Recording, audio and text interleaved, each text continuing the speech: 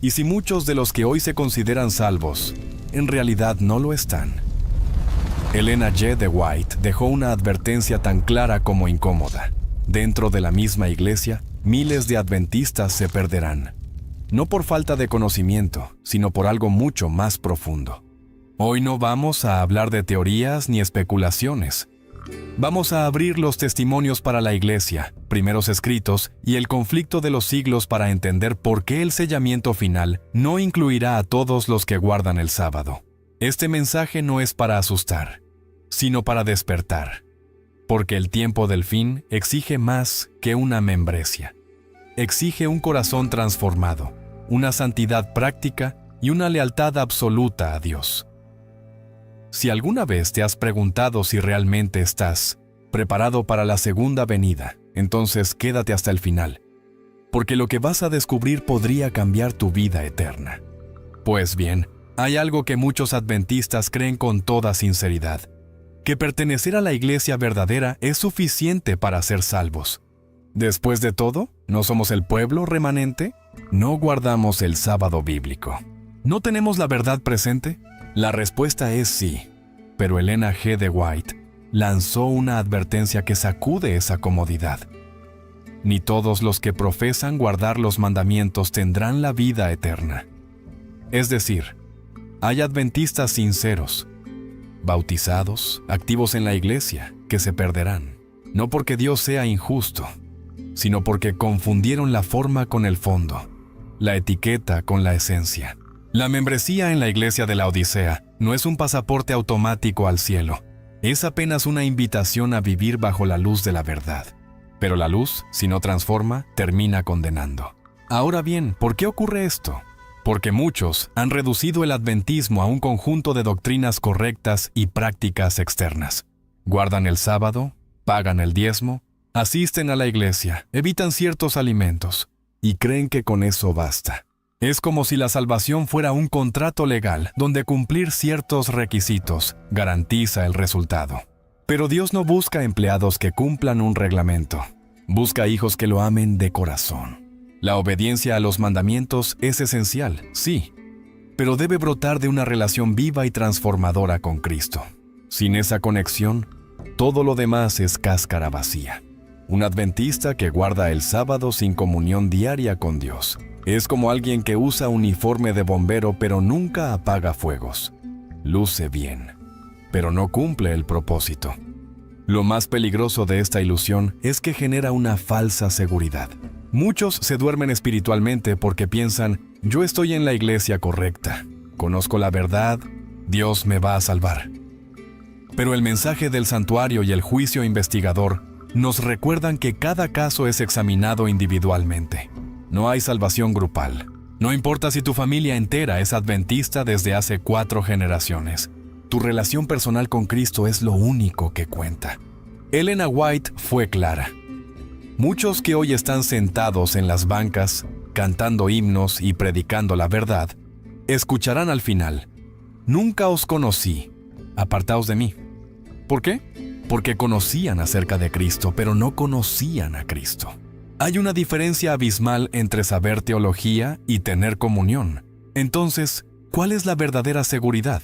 La certeza de la salvación no está en la denominación religiosa, ni en el conocimiento profético, ni siquiera en la pureza doctrinal.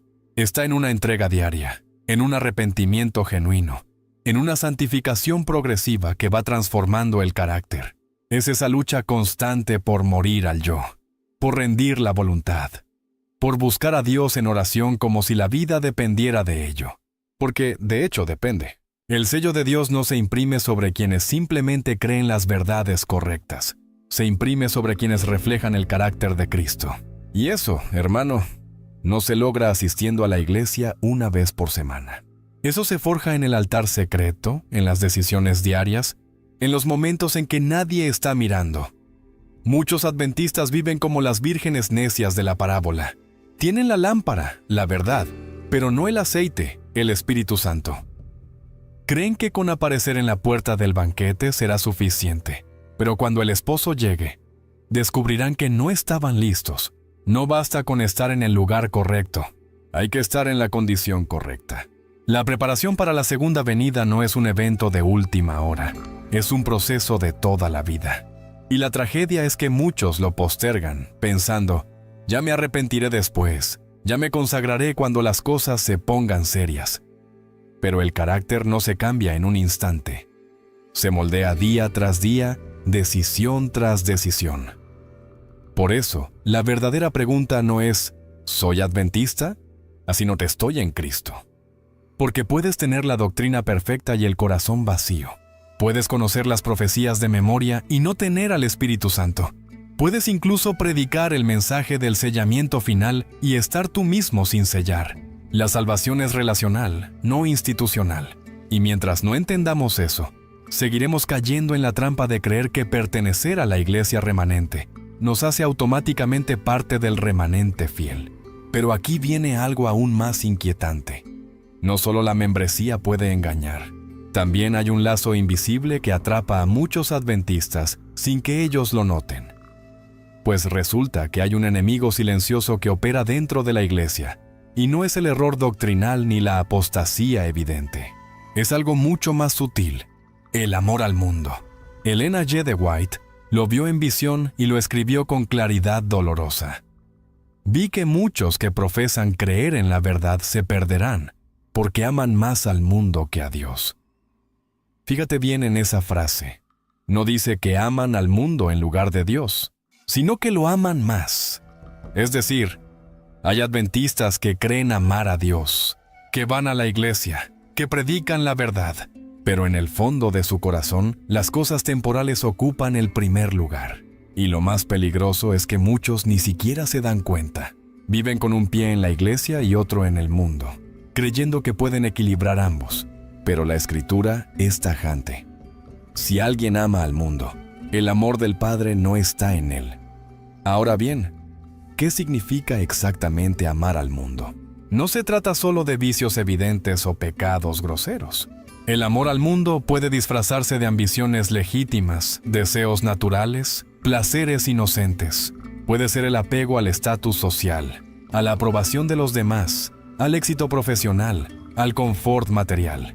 Puede manifestarse en la obsesión por las redes sociales, en el consumismo disfrazado de necesidad, en la búsqueda incansable de entretenimiento. Hay adventistas que no beben, no fuman, no bailan, pero están completamente absorbidos por las cosas de este mundo. Pasan más tiempo planeando sus vacaciones que buscando a Dios en oración. Invierten más energía en decorar su casa que en cultivar su vida espiritual. Y el problema no es tener cosas. El problema es cuando las cosas te tienen a ti. Lo más triste es que este amor al mundo va desplazando gradualmente el amor a Dios. No es que un día amaneces sin fe, es que poco a poco, imperceptiblemente, tus prioridades cambian. Empiezas a justificar decisiones que antes te incomodaban. Comienzas a perder sensibilidad espiritual. La oración se vuelve mecánica, la lectura bíblica una obligación, el culto familiar una carga. Y mientras tanto, el mundo va ocupando más y más espacio en tu corazón. Ellen White advirtió que muchos adventistas serán sorprendidos en ese estado. Pensarán que están bien, que su fe está intacta, pero en realidad ya perdieron el primer amor. Y cuando llegue la prueba final, cuando tengan que elegir entre Dios y el mundo, descubrirán que sus raíces no eran tan profundas como creían. Entonces, ¿cómo detectar si estamos cayendo en esta trampa? Hay señales claras. Pregúntate, ¿qué ocupa la mayor parte de mis pensamientos durante el día? ¿Qué me genera más emoción? ¿Una bendición material o un avance espiritual? ¿Qué sacrificaría primero en tiempos de crisis? ¿Mi comodidad o mi fidelidad a Dios? ¿Qué me duele más perder? ¿Mi reputación ante los hombres o mi comunión con Cristo? Las respuestas honestas a estas preguntas revelan dónde está realmente tu corazón. Porque puedes decir que amas a Dios. Puedes cantar himnos con fervor. Puedes incluso llorar en los cultos. Pero si en la práctica diaria tus decisiones reflejan que el mundo es tu prioridad, entonces estás en terreno peligroso. El amor verdadero no se mide en palabras, sino en acciones. No en emociones, sino en elecciones. Y aquí viene algo crucial. El amor al mundo no solo pone en riesgo tu salvación personal, También debilita tu testimonio y contamina a otros. Cuando un adventista vive apegado a las cosas temporales, está enviando un mensaje contradictorio. Predica el mensaje de los 3 mensajes angélicos. Habla del tiempo del fin. Advierte sobre la marca de la bestia. Pero su estilo de vida dice que este mundo es lo que realmente importa. Es como un médico que recomienda vida sana mientras fuma en la sala de espera. La incoherencia destruye el impacto del mensaje. Por eso Elena White fue tan enfática. La Iglesia necesita un reavivamiento y reforma que comience por despojarnos del amor a las cosas terrenales. Necesitamos aprender a vivir como peregrinos, no como residentes permanentes de este mundo. La verdad incómoda es que muchos adventistas están tan entrelazados con el sistema del mundo, que cuando llegue el momento de salir de Babilonia espiritualmente, descubrirán que sus ataduras son más fuertes de lo que pensaban. Tienen hipotecas que los obligan a trabajar en sábado, compromisos sociales que los alejan del pueblo de Dios, inversiones que dependen de un sistema que pronto colapsará. Y cuando la marca de la bestia sea impuesta, cuando tengan que elegir entre el sello de Dios y la supervivencia económica, muchos cederán, no porque no conozcan la verdad, sino porque nunca aprendieron a soltar el mundo. Pero este no es el único peligro que acecha a los adventistas. Hay otro aún más engañoso, porque se esconde bajo una apariencia de piedad. Pues bien, aquí está uno de los engaños más peligrosos dentro del adventismo: creer que desear la salvación es suficiente para alcanzarla. Hay miles de adventistas que sinceramente quieren ir al cielo, que esperan la segunda venida de Cristo, que sueñan con vivir eternamente en la Nueva Jerusalén, pero no están dispuestos a hacer el esfuerzo necesario para lograrlo. Y Elena G. de White fue brutalmente honesta al respecto. Muchos se perderán, aunque esperan ser salvos, porque no hacen esfuerzos resolutos para vencer. Fíjate en esa frase: esperan ser salvos.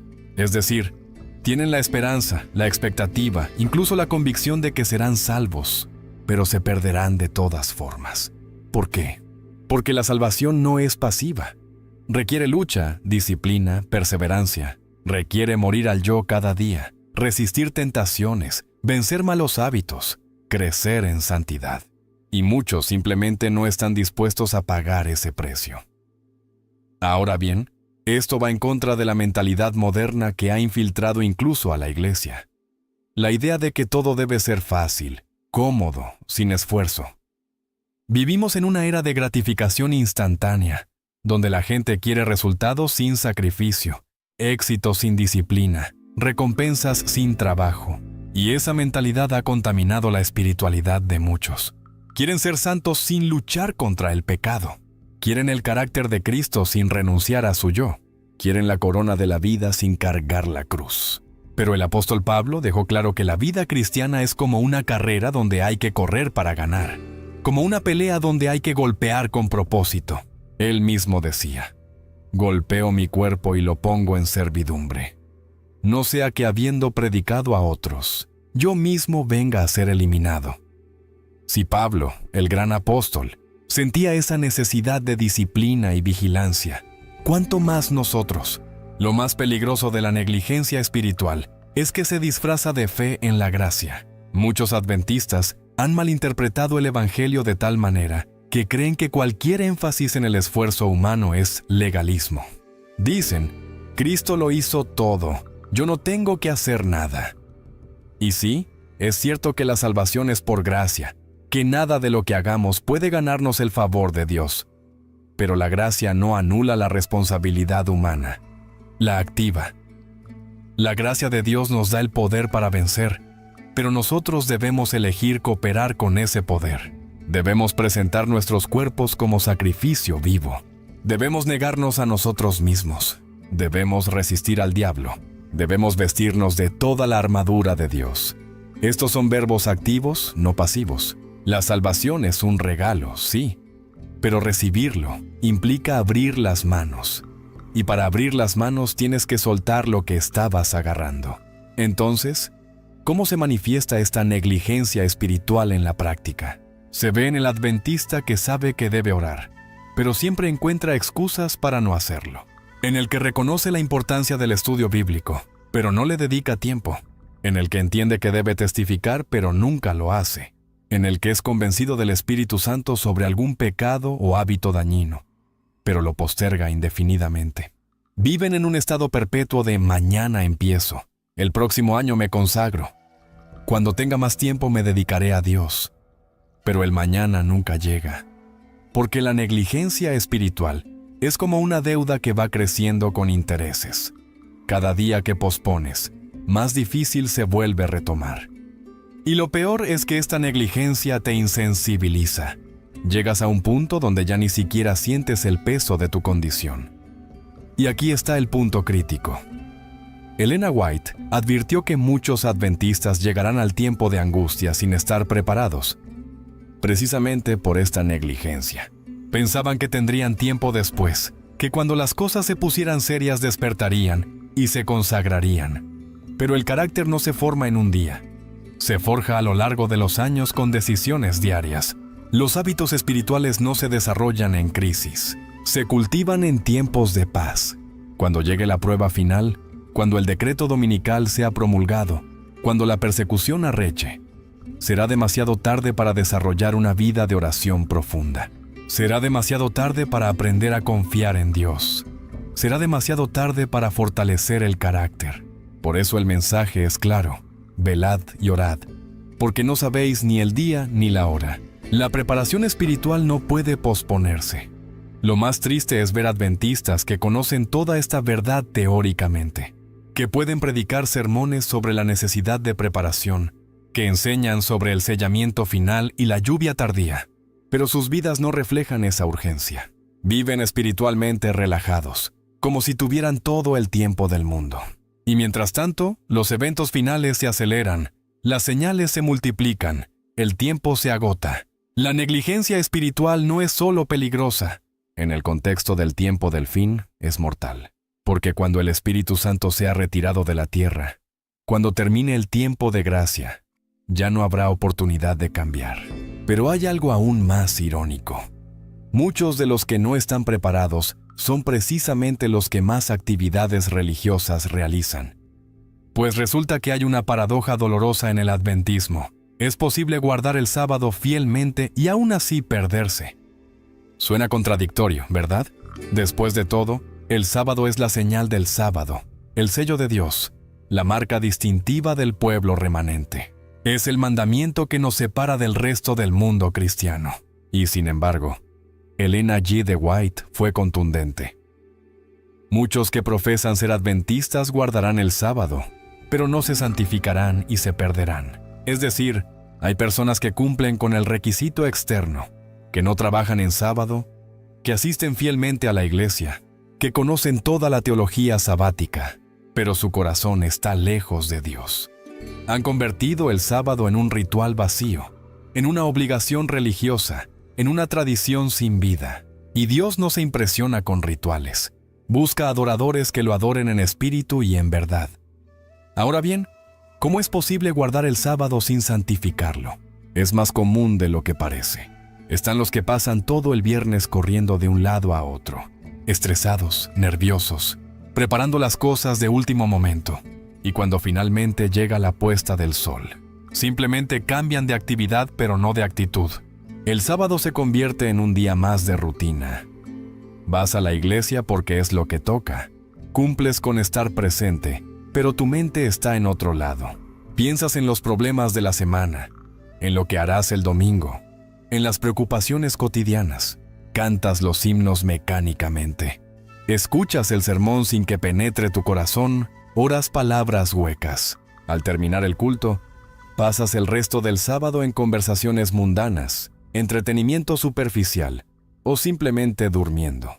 Cumpliste con guardar el sábado técnicamente, pero no hubo comunión real con Dios. No hubo transformación. No hubo santificación. Lo más trágico de la formalidad religiosa es que produce una falsa sensación de rectitud. El fariseo del templo se jactaba ante Dios. Ayuno 2 veces por semana. Doy diezmos de todo lo que gano. Cumplía todos los requisitos religiosos de su época. Pero Jesús dijo que el publicano que simplemente clamó: Dios, sé propicio a mí, pecador, fue el que salió justificado. ¿Por qué? Porque Dios mira el corazón, no las formas externas. Muchos adventistas están peligrosamente cerca de ese fariseísmo. Se sienten superiores porque guardan el sábado correcto, porque tienen las doctrinas correctas, porque pertenecen a la iglesia correcta. Pero su corazón está lleno de orgullo, crítica, falta de amor. Juzgan a otros creyentes, se sienten salvos por su conocimiento. Desprecian a quienes no han alcanzado su nivel de iluminación. Y no ven que están repitiendo exactamente el error que Jesús condenó en los líderes religiosos de su tiempo. Entonces, ¿cuál es la diferencia entre guardar el sábado y santificarlo? Guardar el sábado es dejar de trabajar. Santificarlo es dedicar ese tiempo a cultivar intimidad con Dios. Guardar el sábado es ir a la iglesia. Santificarlo es ir con hambre espiritual, con expectativa de encontrarte con Cristo. Guardar el sábado es abstenerse de actividades seculares. Santificarlo es llenarlo de adoración genuina, estudio profundo, servicio amoroso, comunión edificante. Es hacer del sábado un anticipo del cielo, un oasis espiritual en medio del desierto de la semana. Es experimentar ese descanso que va más allá de lo físico y toca lo más profundo del alma. Cuando santificas el sábado, sales renovado, fortalecido, transformado. Cuando solo lo guardas formalmente, sales igual que entraste, o incluso más cansado espiritualmente. Y aquí está el punto crucial. En el sellamiento final, Dios no sellará a quienes simplemente guardan el sábado externamente.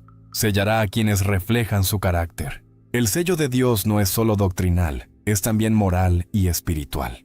Es la imagen de Cristo reproducida en el corazón. Por eso Elena White escribió: cuando el carácter de Cristo se reproduzca perfectamente en su pueblo, entonces Él vendrá a buscarlos. No dice cuando su pueblo entienda perfectamente las profecías, ni cuando tenga perfecta teología sabática, sino cuando refleje perfectamente su carácter. Y el carácter no se forma guardando rituales, se forma a través de una transformación interior que solo el Espíritu Santo puede realizar en quien se entrega completamente. La pregunta no es si guardas el sábado, sino si el Señor del sábado gobierna tu vida. Lo más inquietante es pensar cuántos adventistas fieles, sinceros, dedicados, llegarán al juicio final confiados en su observancia sabática, solo para descubrir que nunca experimentaron la verdadera santidad. Guardar el sábado sin santificar el corazón es como tener una lámpara sin aceite, una fe sin obras, una religión sin vida. Y cuando el zarandeyo venga, cuando la iglesia sea sacudida por la verdad pura y directa, muchos de estos cristianos formales no resistirán, porque descubrirán que su fe estaba construida sobre formas externas, no sobre una relación real con Cristo. Y hablando de zarandeyo, precisamente ese es el próximo peligro que necesitamos entender. Pues bien, hay una profecía en los escritos de Elena White que pocos adventistas quieren enfrentar seriamente: el zarandeyo que vendrá sobre la iglesia. Y no se trata de una sacudida suave o de una pequeña crisis pasajera. Será un terremoto espiritual que separará a los verdaderos creyentes de los meramente nominales. Elena escribió: el zarandeyo vendrá por el testimonio fiel del testigo verdadero. Algunos no lo soportarán y se levantarán contra él. Fíjate bien, no dice que el zarandeyo vendrá por persecución externa, ni por falsa doctrina, ni por crisis moral. Vendrá por la verdad misma, por el mensaje directo y sin concesiones que confrontará la tibieza espiritual de la iglesia de la Odisea. Y muchos, en lugar de arrepentirse, se ofenderán. En lugar de humillarse, se rebelarán. En lugar de cambiar, se irán. Ahora bien, ¿qué es exactamente este zarandeyo? Es el proceso mediante el cual Dios purifica a su iglesia en preparación para los eventos finales. Es como cuando zarandeas el trigo. Lo que tiene sustancia permanece. Lo que es paja es llevado por el viento. Durante años la iglesia ha crecido en números, ha acumulado miembros, ha construido instituciones. Pero no todos los que están dentro están realmente convertidos. No todos los que profesan la verdad la viven. No todos los que llevan el nombre de adventistas tienen el carácter de Cristo. Y llegará el momento en que esa distinción se hará visible. La predicación directa, sin diplomacia humana, sin concesiones a la carnalidad, expondrá lo que realmente hay en el corazón de cada persona. Y muchos descubrirán que su fe era superficial, que su compromiso era condicional, que su lealtad dependía de que el mensaje los hiciera sentir cómodos. Lo más impactante del zarandeyo es que no serán los pecadores evidentes los únicos que caerán. Serán también muchos líderes, maestros, pastores, miembros influyentes. Serán personas respetadas en la iglesia, con años de servicio, con conocimiento doctrinal profundo. Pero cuando la verdad los confronte en áreas donde han estado transigiendo, cuando el mensaje los llame a una santidad radical que interfiera con sus comodidades, sus ambiciones, su reputación, elegirán retirarse. Se ofenderán con los mensajeros de Dios. Los acusarán de extremistas, legalistas, fanáticos. Dirán que el mensaje es demasiado duro, demasiado exigente, demasiado divisivo, y en su rebelión cumplirán exactamente la profecía. Se levantarán contra el testimonio fiel del testigo verdadero. No verán que el problema no es el mensaje, sino la condición de sus corazones. Entonces, ¿cuáles serán los temas que causarán el zarandeyo? Elena White señaló varios. La reforma pro salud llevada a serio, la separación del mundo en entretenimiento y estilo de vida, la consagración total en mayordomía, la santificación del sábado de manera profunda, el abandono de toda vanidad y amor al yo. Cada uno de estos temas, cuando se predica sin concesiones, incomoda, porque toca áreas donde muchos adventistas han estado viviendo en contradicción.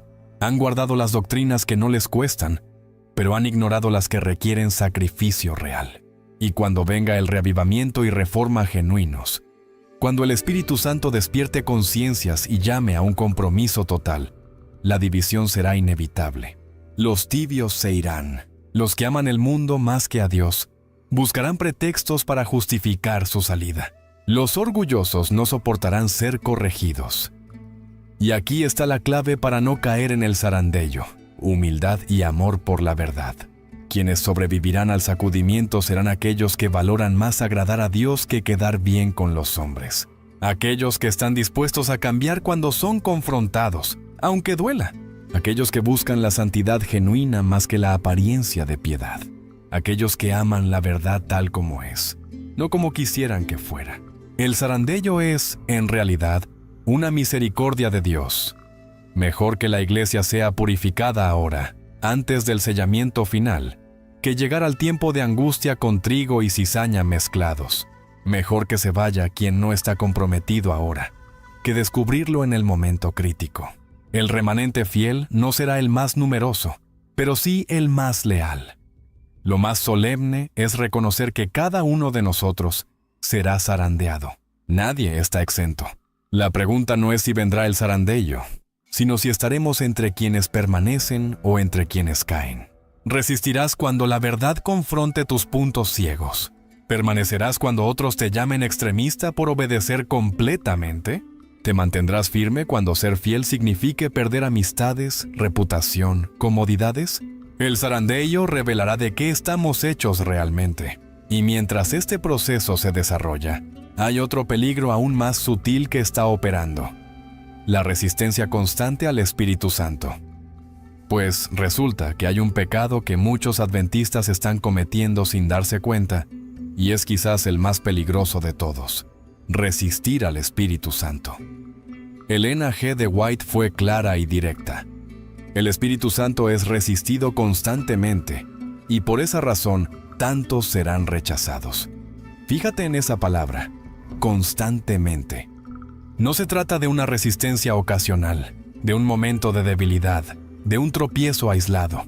Es una actitud sostenida de decirle no a Dios una y otra vez. Es ignorar sus llamados, apagar sus convicciones, rechazar sus correcciones. Y cada vez que lo haces, tu corazón se endurece un poco más. Cada vez que resistes, la voz del Espíritu se vuelve más tenue, hasta que llega un punto de no retorno, donde ya no sientes nada, donde tu conciencia está cauterizada, donde Dios ya no lucha contigo porque has cruzado la línea invisible de la gracia. Ahora bien, ¿cómo se manifiesta esta resistencia en la vida práctica? De muchas formas y algunas muy sutiles. Está el adventista que siente la convicción de perdonar a alguien que lo hirió, pero elige aferrarse al resentimiento.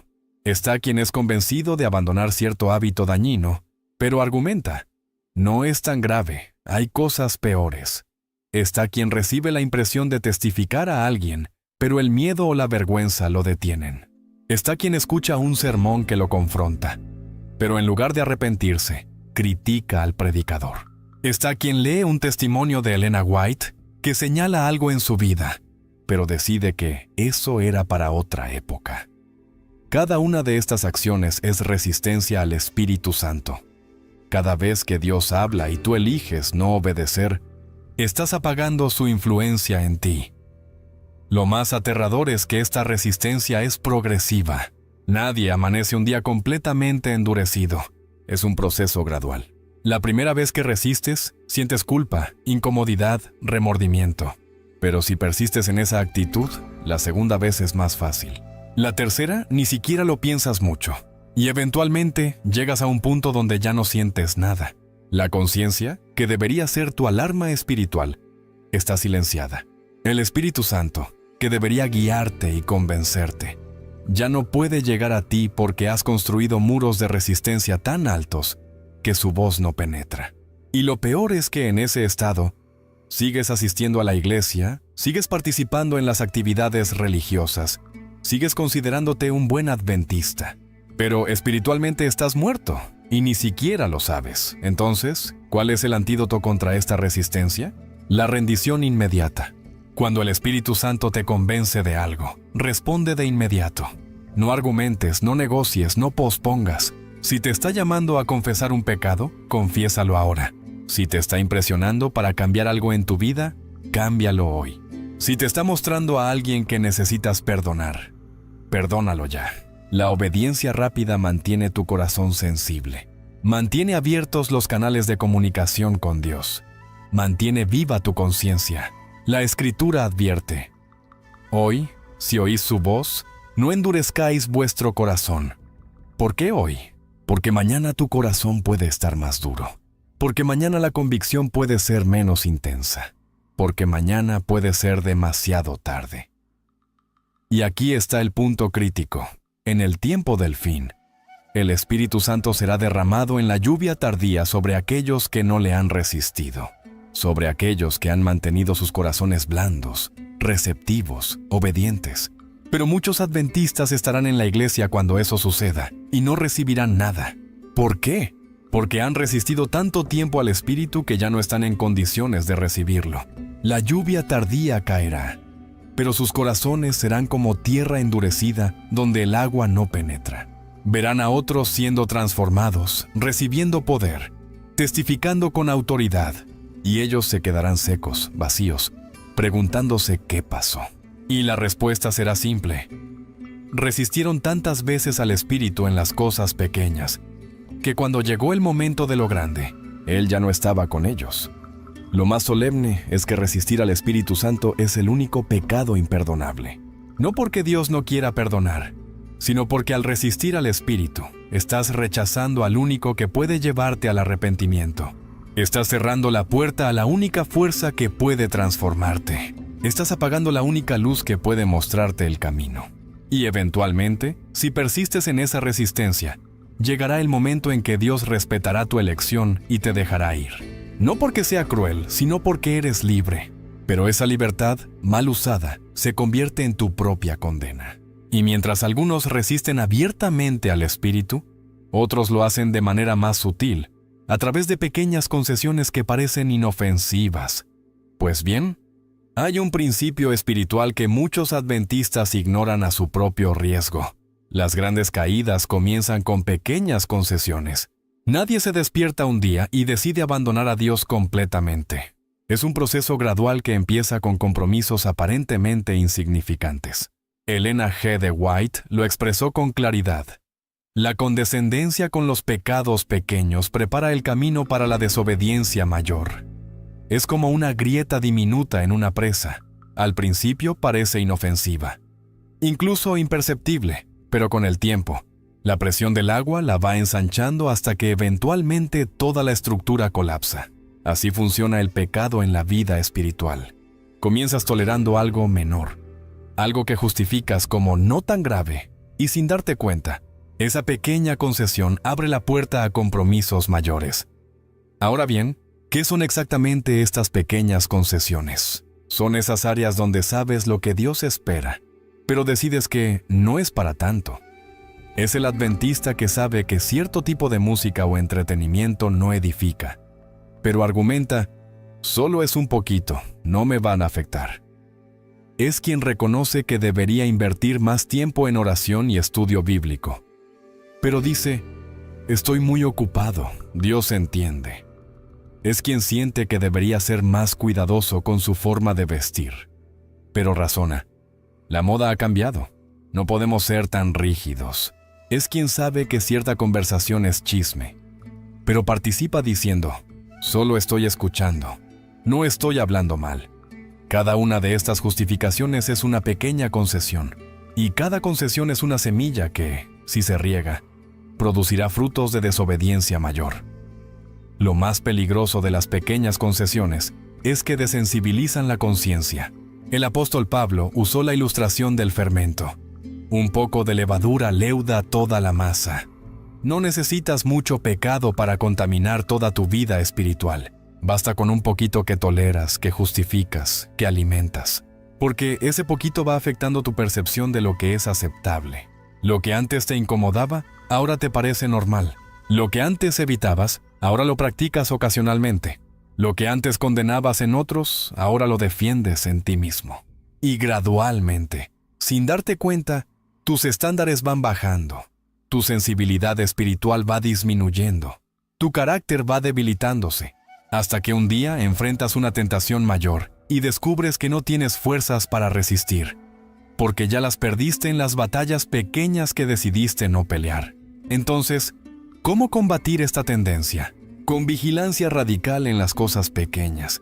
Jesús dijo, el que es fiel en lo muy poco, también en lo más es fiel. Si quieres tener victoria en las grandes pruebas del tiempo del fin, debes empezar venciendo en las pequeñas tentaciones del día a día. Si no puedes decirle no a un capricho del apetito, ¿cómo le dirás no a la marca de la bestia cuando tu supervivencia esté en juego? Si no puedes resistir la presión social en cosas menores, ¿cómo resistirás cuando el mundo entero se vuelva contra los guardadores del sábado? La fidelidad no es algo que desarrollas en el momento de la crisis. Es un músculo que se fortalece con ejercicio diario. Y ese ejercicio consiste en vencer las pequeñas tentaciones que parecen insignificantes, pero que son, en realidad, el campo de entrenamiento para las batallas finales. Y aquí está la clave. Satanás conoce perfectamente esta estrategia. Él no viene a la mayoría de los adventistas con tentaciones groseras y evidentes. Sabe que serían rechazadas de inmediato. En su lugar, usa un enfoque más sutil. Te ofrece concesiones pequeñas, justificables, razonables. Te susurra, no es para tanto. Dios no es tan estricto, estás exagerando, necesitas equilibrio, no seas extremista. Y si logra que cedas en lo pequeño, ya tiene un punto de entrada, ya estableció un precedente, ya demostró que tus convicciones tienen un precio, y ese precio no es muy alto.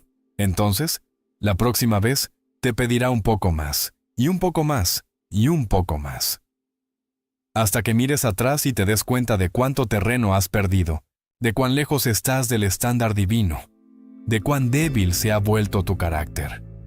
Lo más trágico es que muchos adventistas llegarán al juicio final convencidos de que estaban bien, de que sus pequeñas concesiones no eran para tanto, pero descubrirán que esas pequeñas grietas en su integridad fueron suficientes para descalificarlos del sellamiento, porque el sello de Dios no se coloca sobre caracteres defectuosos, sobre cristianos que transigen, sobre creyentes tibios. Se coloca sobre aquellos que han permitido que Cristo los transforme completamente, que han vencido por la sangre del Cordero y la palabra de su testimonio, que han sido fieles en lo poco para poder serlo en lo mucho.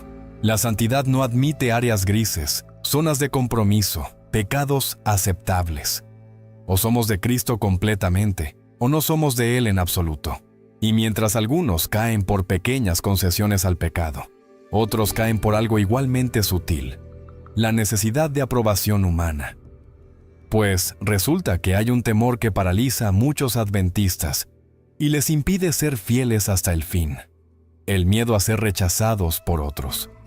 Es irónico, porque predicamos sobre la persecución venidera, sobre cómo el mundo se volverá contra el pueblo de Dios, sobre la valentía que necesitaremos en los días finales. Pero mientras tanto, muchos no pueden ni siquiera defender la verdad en una conversación casual por temor a la opinión ajena. Ellen G. de White lo observó con claridad. El temor de ser rechazado hace que muchos transijan con la verdad. Es decir, saben lo que es correcto, conocen cuál debería ser su postura, entienden lo que Dios espera, pero cuando llega el momento de manifestarlo públicamente, se acobarden. Prefieren el silencio cómplice antes que la verdad incómoda. Prefieren la aceptación humana antes que la aprobación divina. Ahora bien, esta búsqueda de aprobación se manifiesta de muchas formas en la vida adventista. Está el joven que oculta su fe en la universidad porque teme ser ridiculizado por sus compañeros. Está el profesional que evita mencionar el sábado en su trabajo porque no quiere ser visto como extremista religioso. Está el miembro de iglesia que no confronta el error doctrinal porque no quiere crear conflicto. Está el padre que no establece estándares firmes en su hogar porque quiere ser el papá cool que sus hijos aprueben. Está el líder que diluye el mensaje para no ofender a la audiencia, que suaviza la verdad para mantener a todos contentos, que evita temas controversiales para no perder popularidad. En cada uno de estos casos, el resultado es el mismo. La verdad es comprometida en el altar de la aceptación social. Lo más peligroso de esta actitud es que revela dónde está realmente tu lealtad. Jesús fue directo. Nadie puede servir a dos señores. O vives para agradar a Dios, o vives para agradar a los hombres. No puedes hacer ambas cosas. Y cuando llega el momento de elegir, tu decisión revela a quién realmente sirves. El apóstol Pablo lo expresó claramente. Si todavía agradara a los hombres, no sería siervo de Cristo. Es una declaración radical, pero absolutamente verdadera, porque el evangelio genuino ofende. La verdad confronta, la santidad incomoda. Y si tu versión del cristianismo nunca molesta a nadie, nunca genera rechazo, nunca te cuesta nada socialmente, entonces probablemente no estás predicando el evangelio completo.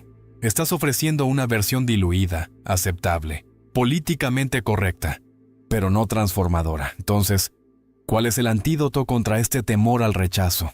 Una convicción profunda de que la aprobación de Dios vale más que la de todo el mundo junto. Es entender que al final del día, solo una opinión importa, la de aquel ante quien daremos cuentas. Es internalizar las palabras de Pedro ante el Sanedrín. Más importa obedecer a Dios que a los hombres. Y eso requiere una madurez espiritual que va más allá de conocer la teoría.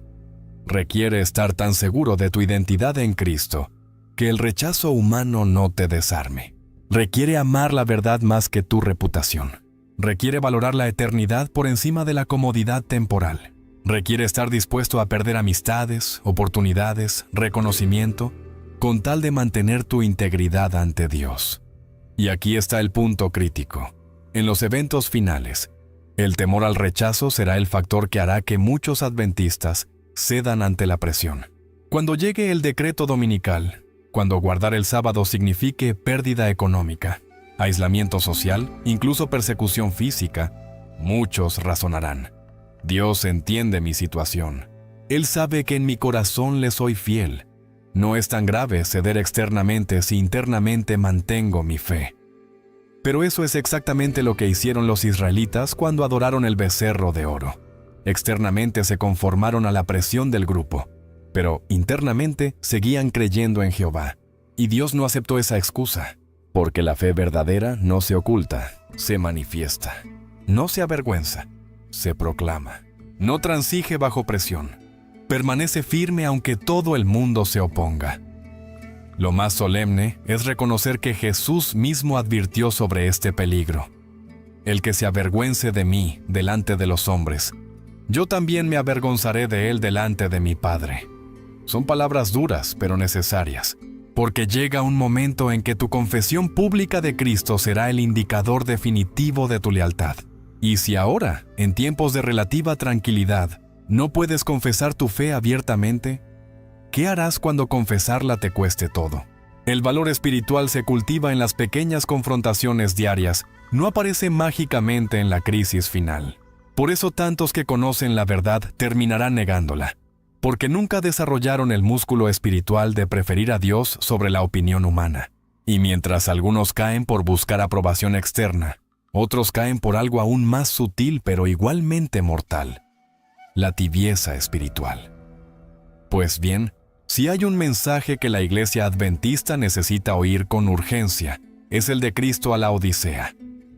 Conozco tus obras, que ni eres frío ni caliente.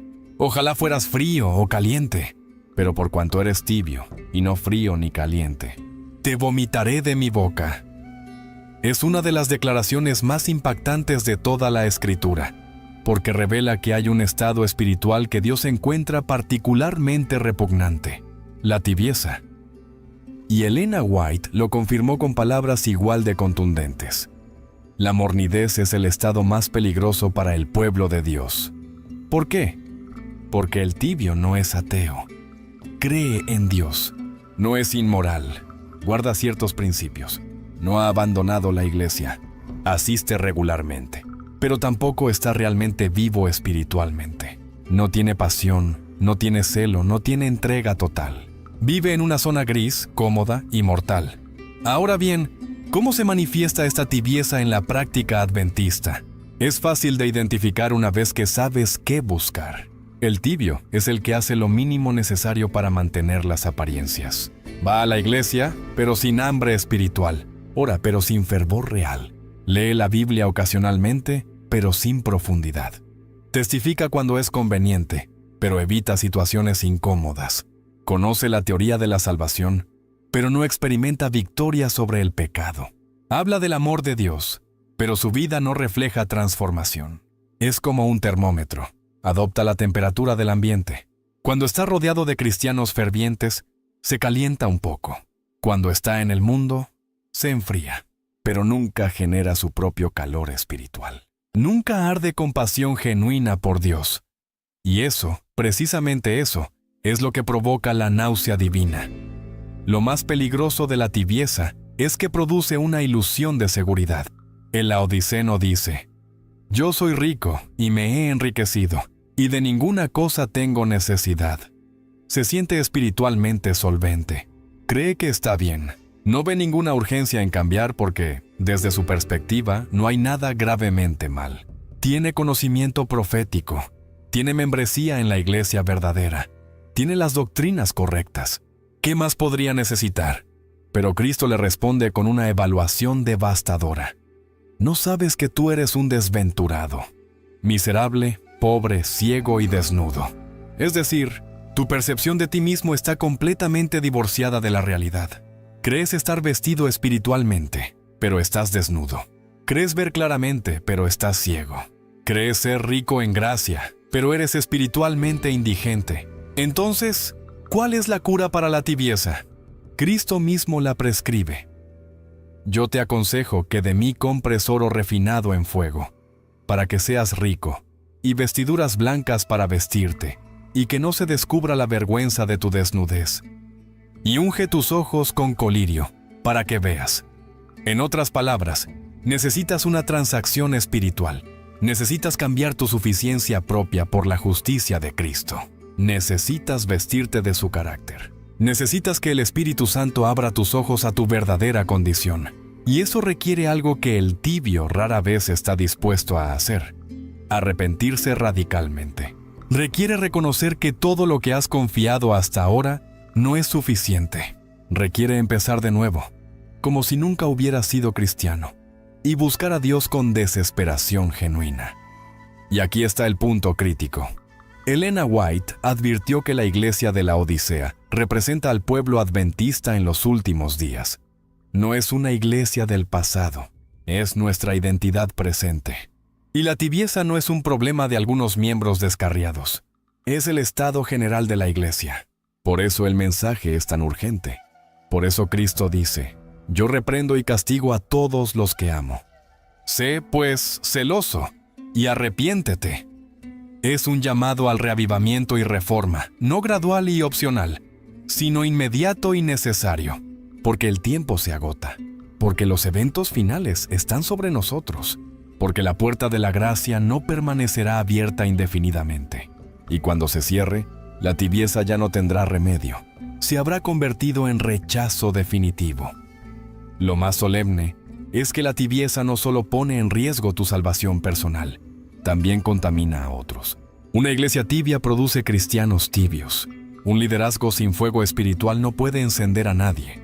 Un testimonio apático no convence a ningún pecador. La tibieza es contagiosa, y una vez que infecta a una congregación, se propaga como una enfermedad. Por eso Cristo amenaza con vomitar a la Odisea de su boca, porque una iglesia tibia es inútil para sus propósitos. No puede ser luz en medio de las tinieblas si ella misma apenas brilla. No puede ser sal que preserve si ha perdido su sabor. Y llega un momento en que Dios, en su justicia, permite que lo tibio sea separado de lo ardiente, para que al menos un remanente purificado pueda cumplir la misión. Pero no tiene que ser así para ti. Todavía hay tiempo para cambiar. Todavía hay gracia disponible. Todavía hay esperanza. Y eso es precisamente lo que veremos en el mensaje final. Pues bien, después de todo lo dicho, de todas las advertencias, de todos los peligros señalados, podría parecer que el mensaje es de condenación, pero no lo es. El mensaje es de esperanza, porque Dios no está buscando razones para rechazarte, está buscando la manera de salvarte. Cada advertencia profética de Ellen White viene acompañada de un llamado al arrepentimiento. Cada señalamiento de error viene con una invitación a la transformación. Cristo no reprende a la Odisea para destruirla, sino para despertarla. Y la promesa final es gloriosa. Cuando el carácter de Cristo se reproduzca perfectamente en su pueblo, entonces Él vendrá a buscarlos. Es decir, la demora no es porque Dios sea lento, es porque su pueblo aún no está listo. Pero puede estarlo. Tú puedes estarlo. Y ese es el mensaje que debe llenarnos de urgencia y esperanza a la vez.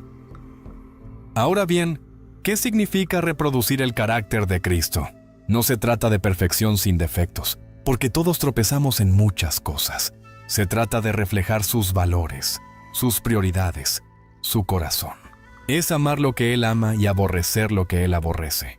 Es buscar la voluntad del Padre por encima de todo. Es vivir para servir, no para ser servido.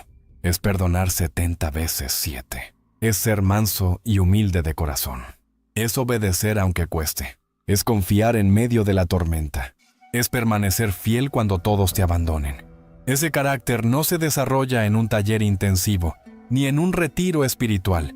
Se forma día a día, en las decisiones cotidianas, en las batallas pequeñas, en la comunión constante. Y la clave está en la entrega diaria. Ellen White lo expresó de manera magistral. Toda victoria es alcanzada por la sumisión de la voluntad. Lo más importante de entender es que la santificación es obra divina, no esfuerzo humano. Tú no puedes transformar tu propio carácter por mucho que te esfuerces. No puedes vencer el pecado con fuerza de voluntad.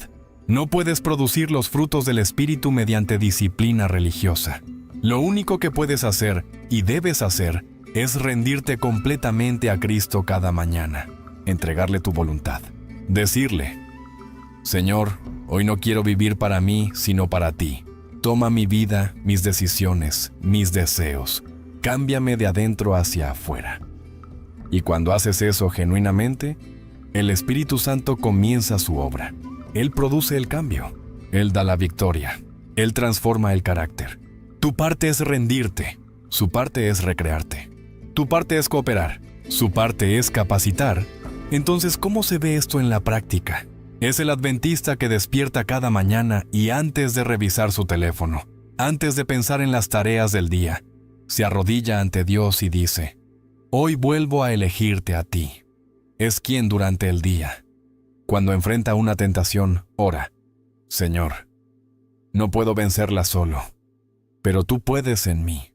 Es quien cuando es ofendido pide: Padre, Dame tu gracia para perdonar como tú me perdonaste. Es quien al ver una oportunidad de testificar, clama, Espíritu Santo, dame las palabras y el valor. Es quien al acostarse revisa su día, confiesa donde falló, agradece donde venció, y se duerme en paz, sabiendo que la sangre de Cristo cubre todo. No es un proceso místico ni complicado. Es simplemente vivir en dependencia constante de Dios, reconociendo que sin Él nada puedes hacer. Y aquí está la promesa gloriosa. Dios está más interesado en tu santificación que tú mismo. Él quiere transformarte más de lo que tú quieres ser transformado. Él está más comprometido con tu victoria que tú con tu propia salvación. Por eso provee todo lo necesario. Su palabra para guiarte, su espíritu para fortalecerte, su gracia para sostenerte, su sangre para limpiarte, su amor para motivarte. Lo único que puede impedir tu transformación es tu resistencia, tu negativa a rendirte, tu apego al yo. Pero si estás dispuesto, si realmente deseas ser como Cristo, si anhelas con todo tu corazón estar preparado para su venida, entonces Él hará la obra. No porque seas digno, sino porque Él es fiel. No porque lo merezcas, sino porque Él te ama. No porque seas fuerte, sino porque su poder se perfecciona en tu debilidad. Lo más hermoso de este mensaje final es que no importa cuánto hayas fallado hasta ahora, no importa cuántas veces hayas sido tibio, cuántas veces hayas resistido al Espíritu, cuántas pequeñas concesiones hayas hecho. Si hoy, ahora mismo, te arrepientes genuinamente y te entregas completamente, Cristo te recibe, te perdona, te restaura, te capacita y comienza en ti la obra de transformación que culminará en el sellamiento. Porque el objetivo de todas estas advertencias no es desalentarte, sino despertarte. No es condenarte, sino salvarte. No es recordarte tus fallos, sino mostrarte el camino hacia la victoria. Y ese camino tiene un nombre: Jesucristo. Él es el oro refinado que necesitas comprar. Él es la vestidura blanca que debe cubrirte. Él es el colirio que abrirá tus ojos. Y cuando permitas que su carácter se reproduzca en ti, cuando tu vida refleje su imagen, cuando tu corazón lata al ritmo del suyo, entonces estarás listo. Listo para el sellamiento. Listo para el tiempo de angustia. Listo para su gloriosa venida. Y bien, hemos recorrido un camino intenso y necesario. Hemos visto por qué muchos adventistas se perderán, no por falta de conocimiento, sino por falta de entrega. Hemos confrontado verdades incómodas, la ilusión de la membresía, el amor oculto al mundo, la negligencia espiritual, la formalidad religiosa vacía, el zarandello que viene, la resistencia al Espíritu Santo, las pequeñas concesiones mortales, el temor al rechazo humano, la tibieza laodicena. Todo esto Elena G. de White lo vio, lo escribió y lo dejó como advertencia profética para nosotros, el pueblo del tiempo del fin.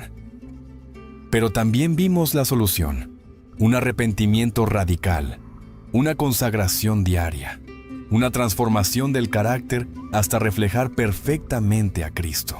No es un camino fácil, pero es posible. No depende de tu fuerza, sino de tu rendición.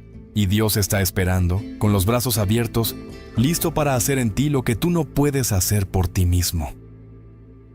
Ahora te pregunto, ¿en cuál de estos peligros te reconociste? ¿Qué área de tu vida está resistiendo la obra del Espíritu Santo? ¿Estás realmente preparado para el sellamiento final o solo esperas estarlo algún día? Porque el tiempo no espera. Los eventos se aceleran y la puerta de la gracia no permanecerá abierta para siempre. Si este mensaje tocó tu corazón, si el Espíritu Santo te convenció de algo, no lo resistas. Arrodíllate ahora mismo y entrégale todo a Cristo. Hoy puede ser el día de tu verdadero renacer espiritual. Y si este video te fue útil, compártelo con otros adventistas que necesitan oírlo. Suscríbete al canal, activa las notificaciones, porque seguiremos trayendo mensajes proféticos y transformadores basados en la palabra de Dios y el espíritu de profecía. Recuerda, el objetivo de Dios no es que te pierdas, sino que te salves, pero la decisión es tuya. Cada día que amanece es una nueva oportunidad de elegir la vida, de buscar la santidad, de prepararte para su venida. No la desperdicies. No pospongas más, porque cuando Cristo regrese, será demasiado tarde para cambiar. Que el Señor te bendiga, te guarde y te transforme completamente a su imagen. Nos vemos en el próximo video y si Dios quiere, nos veremos también en el cielo. Hasta pronto.